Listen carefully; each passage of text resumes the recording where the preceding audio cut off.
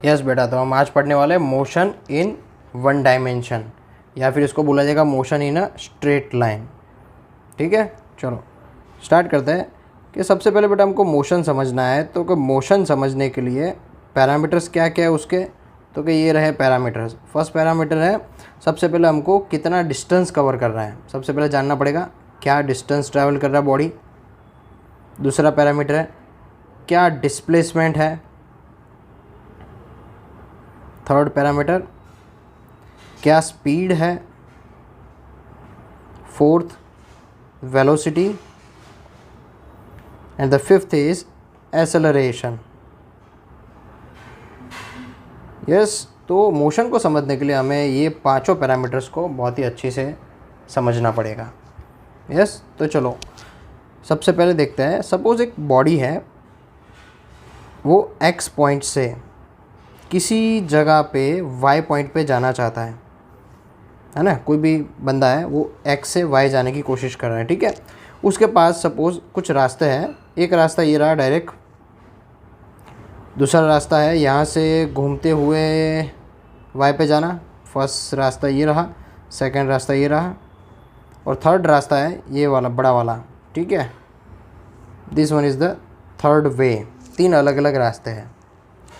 अब देखो बेटा, तीनों ही रास्ते ले जा कहाँ रहे हैं, एक्स से वाई तक ले जा रहे हैं।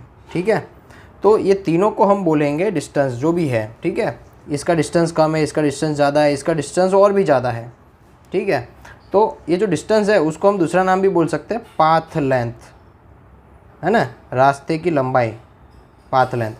ठीक है, तो तीनों ही पाथ लेंथ गिने जाएंगे, डिस्टेंसेस गिने जाएंगे। ठीक है, बट इनमें से जो शॉर्टेस्ट होगा पाथ लेंथ, इन तीनों में से जो सबसे छोटा वाला, यानी कि एक्स और वाई पॉइंट को डायरेक्ट टचिंग करता हुआ, डायरेक्ट उनके बीच में लाइन खींचे, उसको बोला जाएगा डिस्प्लेसमेंट। क्या बोलेंगे बेटा? डिस्प्लेसमेंट, सबसे shortest distance between two point. ठीक है, चलो अब देखो,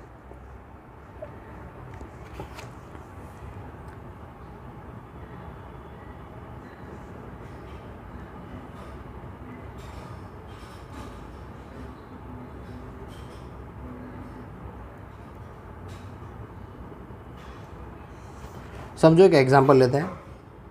एक्स एंड वाई पॉइंट दिया रखा है, ये टोटल डिस्टेंस दिया रखा है हमको 2 मीटर।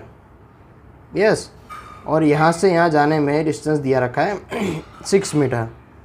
ठीक है, तो shortest distance between two point is called as displacement. तो यहाँ पे डिस्प्लेसमेंट क्या कहा जाएगा? 2 मीटर। ठीक है, और अगर मुझे पूछे कि पाथ लेंथ ऑफ दिस रास्ता, ये जो नीचे वाला रास्ता है उसका पाथ लेंथ कितना है, तो उसका पाथ लेंथ 6 मीटर बोला जाएगा। ठीक है, और बोले कि इस फर्स्ट रास्ते, इस सेकंड रास्ते का पाथ लेंथ कितना है, तो इसका पाथ लेंथ भी 2 मीटर है, डिस्प्लेसमेंट भी 2 मीटर है। बच्चों पता चल रहा है?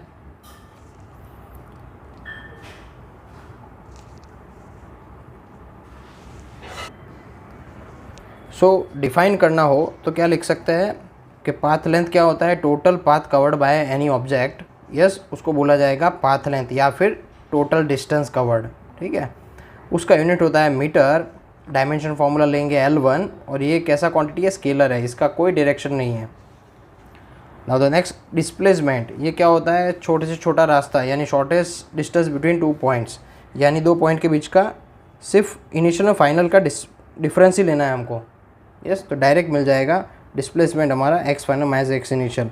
ये वेक्टर क्वांटिटी है। ठीक है, इसका डायरेक्शन होता है, यस, यूनिट वही मीटर और डायमेंशन L1। यस, तो एवरेज स्पीड और एवरेज वेलोसिटी हमको देखना है। तो एवरेज स्पीड होता क्या है? एवरेज स्पीड का फॉर्मूला है पाथ लेंथ पर टाइम। यस, ये क्वांटिटी पाथ लेंथ पे डिपेंड करता है। ठीक है, इसका मतलब ये पाथ लेंथ खुद स्केलर है, तो ये भी स्केलर रहेगा। यस, और इसका यूनिट है मीटर पर सेकंड। लेंथ पर टाइम का मतलब मीटर पर सेकंड ही होगा ना। यस, अब देखो, अगर डायमेंशन लिखना है हम तो कैसे लिख सकते हैं? मीटर के लिए होगा L1, टाइम के लिए होगा T1, तो T1 ऊपर जाके क्या बन जाएगा? L1T-1। ओके, अभी देखो, एवरेज स्पीड जो है वो 0 हो सकता है, पॉजिटिव हो सकता है, बट नेगेटिव नहीं रह सकता। द रीज़न इज़ ये स्केलर है, नेगेटिव नहीं आएगा। ठीक है, गाड़ी चलेगा तो V बढ़ेगा और रुक जाएगा तो ज़ीरो हो जाएगा, बट नेगेटिव नहीं कि पीछे की तरफ गाड़ी जा रहा है तो नेगेटिव ले लो, ऐसा नहीं, इसका डायरेक्शन है ही नहीं।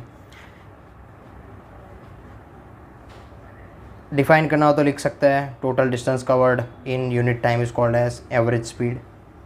Now the second quantity average velocity. Average velocity खुद वेक्टर क्वांटिटी है, इसलिए एरो बनाया हुआ है।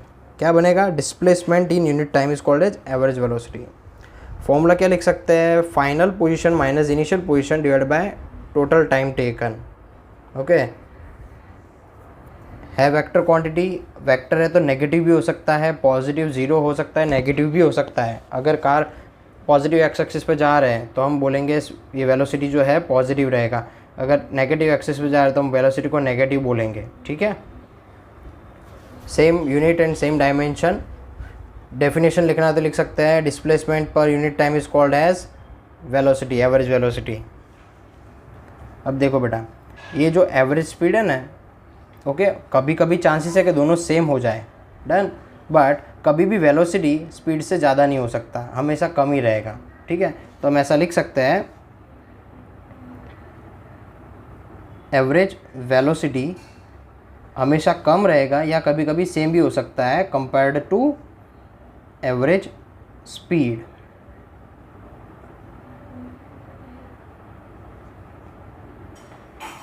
ये से क्वेश्चन दिया रखा है, a car moving from O P point in 18 second, O से पी तक जा रही है 18 सेकेंड में, and return from P to Q, वापस पी पे जाके वापस क्यू पे आ जा रही है in 6 second. Find the displacement, path length, average speed, average velocity in O P as well as O P Q, यानी दोनों रास्तों पे। पहले तो ओ पी के लिए, फिर ओ से पी से क्यू के लिए हमको ये चारों क्वांटिटी फाइंड आउट करना है। ठीक है, चलो स्टार्ट करते हैं। पहले ले लेते हैं फर्स्ट में ओ पी रास्ता। अगर ओ पी रास्ता लेते हैं तो टोटल डिस्टेंस कितना कवर किया, तो हम लेते हैं कि भाई सबसे पहले पाथ लेंथ लेते हैं। स्टार्टिंग ज़ीरो से स्टार्ट करके वो पहुंचा कहाँ? 360 मीटर पे, तो हम डायरेक्ट लिखेंगे पाथ लेंथ हो गया हमारा 360 मीटर। समझे कि नहीं? यस। नाउ डिस्प्लेसमेंट कितना होगा,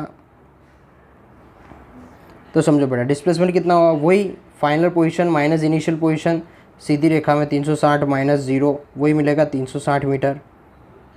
यस, चलो अब देखो यहाँ पे हमको फाइंड आउट करना है स्पीड क्या होता है, average speed.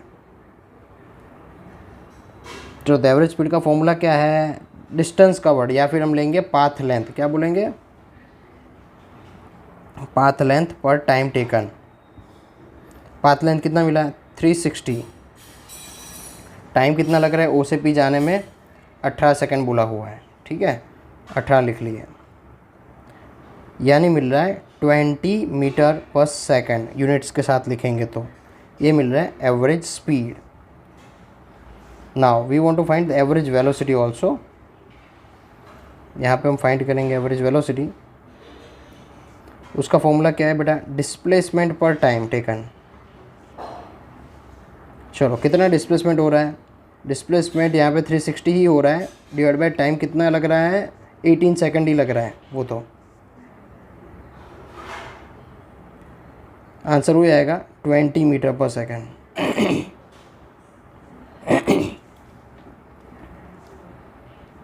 Yes, now come to the second portion.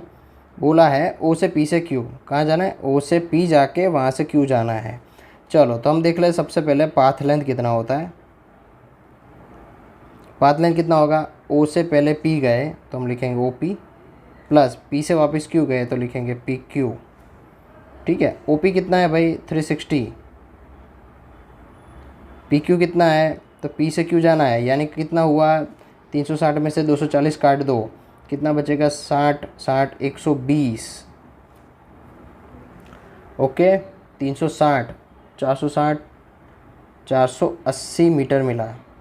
ठीक है, अब देखो बेटा ये तो पाथ लेंथ मिल गया, डिस्प्लेसमेंट निकालते हैं। डिस्प्लेसमेंट क्या होगा? Final position minus initial position. Car कहाँ से गया? ओ से पी गया, पी से क्यू आया, तो फाइनल पोजीशन कौन सा है? 240। इनिशियल पोजीशन कौन सा है? 0। ठीक है, तो आंसर आएगा 240 मीटर डिस्प्लेसमेंट कहा जाएगा। यस बेटा, तो displacement can be equal to path length, जो ये इस केस में हुआ है यहाँ पे डिस्प्लेसमेंट पाथ लेंथ दोनों सेम रहा, बट कभी भी डिस्प्लेसमेंट पाथ लेंथ से बड़ा नहीं होगा, छोटा हो सकता है, ठीक है ना। चलो तो अब देखो बेटा करेंगे क्या, हमको चाहिए एवरेज स्पीड। क्या फॉर्मूला एवरेज स्पीड का, पाथ लेंथ पर टाइम टेकन। कितना है पाथ लेंथ हमारा 480 मीटर्स, डिवाइड बाय टाइम कितना लगेगा। देखो बेटा ओ से पी में टाइम लगा 18 सेकेंड्स, पी से क्यू में लगा 6 सेकेंड्स, तो टोटल टाइम होगा 18 + 6, ठीक है 480, कितना मिलेगा 24 सेकेंड्स, है ना। कितना हो जाएगा आंसर 20 मीटर पर सेकेंड। ओके तो एवरेज स्पीड मिल रहा है 20 मीटर पर सेकेंड। चलो अभी एवरेज वेलोसिटी निकालते हैं यहाँ पे। एवरेज वेलोसिटी यहाँ से यहाँ के लिए, ठीक है ना, तो डिस्प्लेसमेंट पर टाइम पीरियड हो जाएगा। एवरेज वेलोसिटी कितना होगा, डिस्प्लेसमेंट पर टाइम टेकन। देखो टाइम तो उतना ही लग रहा है, 24 सेकंड ही लगेगा कार को घूम के जाने में, बट डिस्प्लेसमेंट कितना हो रहा है, वो हो रहा है 240 मीटर ओनली। तो यहाँ पे लगेगा सिर्फ 10 मीटर पर सेकंड का एवरेज वेलोसिटी फील होगा, ठीक है।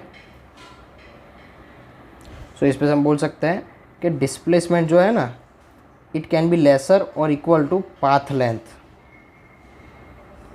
एंड ऑल्सो एवरेज वेलोसिटी जो है वो इक्वल हो सकता है या फिर लेस रह सकता है, किससे, एवरेज स्पीड से। इस सम से हम देख सकते हैं क्लियरली, यस। तो देखो दोनों सेम हो सकता है, यहाँ पे भी एवरेज स्पीड और वेलोसिटी सेम हो सकता है, बट हर बारी नहीं, ज़रूरी नहीं है, यस। और दूसरे केसेस में क्या होगा, पाथ लेंथ हमेशा बड़ा होगा डिस्प्लेसमेंट से, वैसे ही स्पीड हमेशा बड़ा होगा एवरेज वेलोसिटी से। Now the next topic, instantaneous velocity. बेटा इंस्टेंट वेलोसिटी का मतलब क्या कि आगे वाला केस में हमने देखा एवरेज वेलोसिटी था, एवरेज यानी पूरे 24 सेकंड के लिए टोटली जो था वो एवरेज था, यस। वहाँ पे स्पीड बढ़ती थी, बीच में कभी कभी घटती थी, कभी कभी रुक जा रही थी कार, ऐसा होते होते हो रहा था। बट यहाँ पे बोला है एट दैट इंस्टेंट, कोई भी एक सेकंड की बात चल रही है कि उस सेकंड पे वेलोसिटी कितनी है वो हमको पता लगानी है इंस्टेंट पे, ठीक है। तो हमारा क्या रहेगा सिनारियो, जो वेलोसिटी का फॉर्मूला था जो कि था delta x by delta T, yes. इसमें हम लिमिट लगा देंगे, क्या करेंगे, लिमिट डेल्टा टी को छोटा ले लेंगे, बहुत छोटा, टेंस टू 0 लगा देंगे, ठीक है। चलो तो अगर हम लिमिट लगा देते हैं तो ये क्या बन जाएगा, ये टाइम बहुत छोटा हो जाएगा। अगर टाइम छोटा हुआ तो ऑटोमेटिकली x की वैल्यू छोटी हो जाएगी, छोटे टाइम में छोटा ही डिस्प्लेस कर पाएगा ना, यस। तो हमने लगा यहाँ पे limit delta t tends to 0 to this whole term delta x by delta t. तो ये क्या देगा मुझे, dx बाई डी टी, बहुत ही छोटे माइक्रो लेवल के डिफरेंस को हम बोलते हैं d से। ये मिल गया मुझे v इंस्टेंटेनियस। बच्चों पता चल रहा है कि नहीं, इसका भी यूनिट सेम ही रहेगा, मीटर पर सेकंड वगैरह।